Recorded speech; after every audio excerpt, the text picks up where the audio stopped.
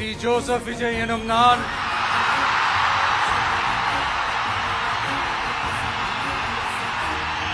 சட்டப்படி அமைக்கப்பெற்ற இந்திய அரசியல் அமைப்பின்பால்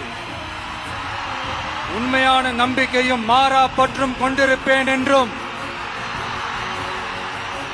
இந்திய நாட்டின் ஒப்பில்லாத முழு முதல் ஆட்சியையும் ஒருமையையும் நிலைநிறுத்துவேன் என்றும் தமிழ்நாட்டு அரசின் முதலமைச்சராக உண்மையாகவும் உளச்சான்றின்படியும் என் கடமைகளை நிறைவேற்றுவேன் என்றும்